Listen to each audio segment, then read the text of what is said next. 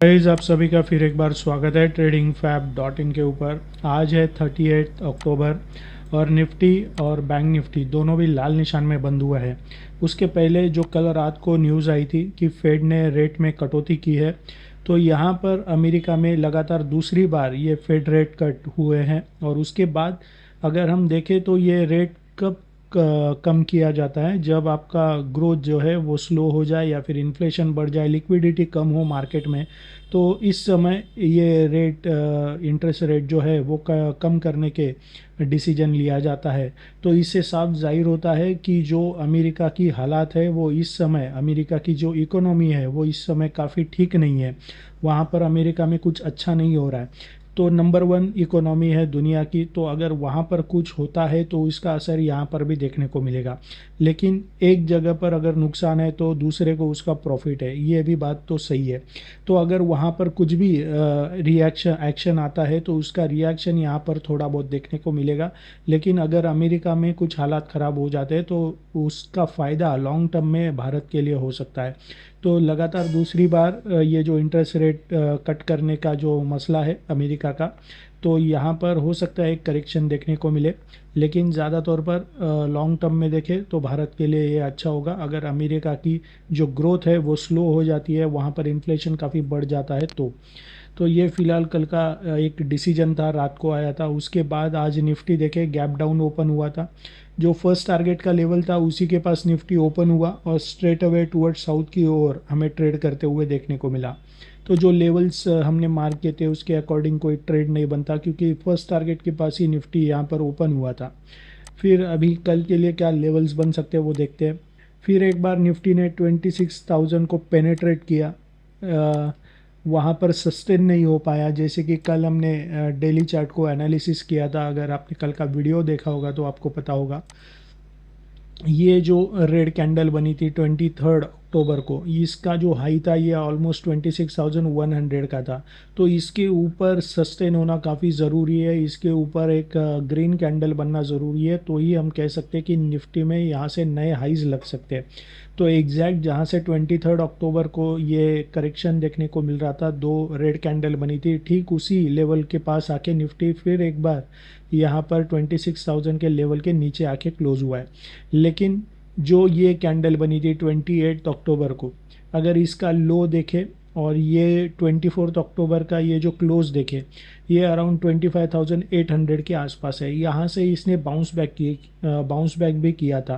तो 25,800 के ऊपर जब तक सस्टेन है तब तक हमारे चांसेस बने रहेंगे कि निफ्टी में बाउंस बैक आ सकता है। एक बार अगर 25,800 को तोड़ दिया, उसके नीचे आकर क्लोज हुआ, रेड कैंडल बनी, तो यहाँ से करेक्शन हमें देखने को मिल सकता है। फिर 25,800 के बाद हमारा जो नेक्स्ट जो सपोर्ट होगा ये पिंक लाइन, जो कि अराउंड 25,600 के आसपास है। तो ये दो रेजिस्टेंस के लेवल से और सॉरी सपोर्ट के लेवल से 25,600 और 25,800, और ऊपर के लिए जो रेजिस्टेंस बना है वो 26,100 का है। तो ये लेवल्स मार्क पकड़ के चले अगर आप कोई पोजीशन बनाना चाहते हैं तो। फिलहाल कल के लिए एज पर सपोर्ट और रेजिस्टेंस कहाँ पर है और उसके अकॉर्डिंग क्या लेवल्स बन सकते हैं, इसके लिए हम इस 1 आवर के चार्ट को एनालिसिस करेंगे। 1 आवर के चार्ट में देखें तो पैटर्न तो यहाँ पर ट्रेंड का बना हुआ है लगातार, ये 15 अक्टूबर से, और short term, mid term, long term तीनों भी असेंडिंग ऑर्डर्स में। लेकिन आज आप देख सकते हैं फिर एक बार ये मूविंग एवरेजेस के बीच में आकर क्लोज हुआ है। जब ये मूविंग एवरेजेस के बीच में आता है तो एक साइडवेज मोमेंटम हमें देखने को मिलता है। अभी कल के लिए हमारा जो ब्रेक डाउन लेवल होगा, आप देख सकते हैं ब्लू लाइन के पास आके इसने सपोर्ट लिया है। उसी जगह पे एक दिन 2 दिन पहले इसने बाउंस बैक किया था सपोर्ट लेके। तो ये जो सपोर्ट का लेवल है ये हमारा कल के लिए ब्रेक डाउन लेवल बन सकता है 25,839, ये हमारा ब्रेक डाउन लेवल बन सकता है। फर्स्ट टारगेट बनेगा 25,809 का, और सेकेंड टारगेट बन सकता है अराउंड 25,777 का। ऊपर की तरफ बाउंस बैक आता है तो ये पिंक लाइन जो है ये अभी रेजिस्टेंस का काम कर सकती है। तो इसके जस्ट आसपास, इसके जस्ट जो यहाँ पर ये 25,941 के आसपास अभी प्लेस है, वही हमारा ब्रेकआउट लेवल बन सकता है।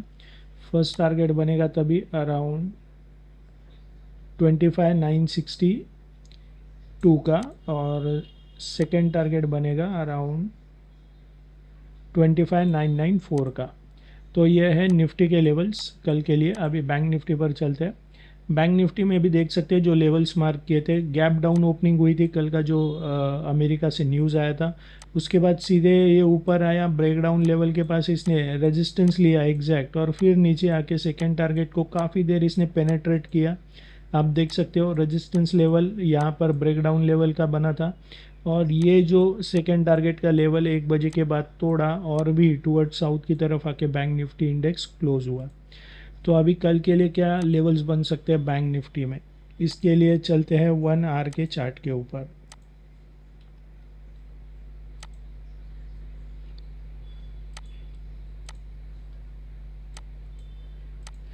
इसको मैं 1 आवर में कन्वर्ट कर देता हूँ। बैंक निफ्टी का चार्ट है।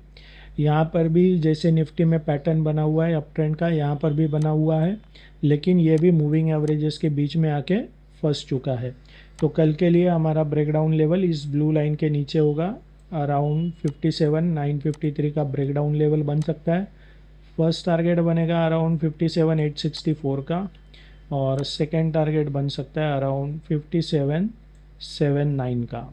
ऊपर की तरफ अगर बाउंस बैक आता है तो ये जो पिंक लाइन है इसके आसपास हमारा ब्रेकआउट लेवल बनेगा, क्योंकि हो सकता है फर्स्ट रेजिस्टेंस का लेवल ये बन सकेगा 58,169, ये हमारा ब्रेकआउट लेवल बन सकता है। फर्स्ट टारगेट बनेगा अराउंड 58,264 का, और सेकेंड टारगेट बन सकता है अराउंड 58,330 का।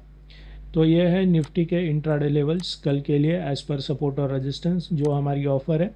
अगर आप अपस्टॉक्स, 5 पैसा, एंजल वन, इन तीनों में से कोई एक ट्रेडिंग अकाउंट ओपन करते हैं तो हमारा जो टेक्निकल एनालिसिस का कोर्स है, basic to advance, intraday, positional, swing trading सभी इसमें इंक्लूड है, वो आपको फ्री में मिल सकता है। आपको यहाँ से ही अकाउंट ओपन करना है, इसके ऊपर क्लिक करके। अकाउंट ओपन होने के बाद आपको हमें इस नंबर पे कॉल करना है ताकि हम आपका क्लाइंट आईडी कंफर्म कर सके। So thank you very much and happy trading. Investments in securities market are subject to market risks. Read all the related documents carefully.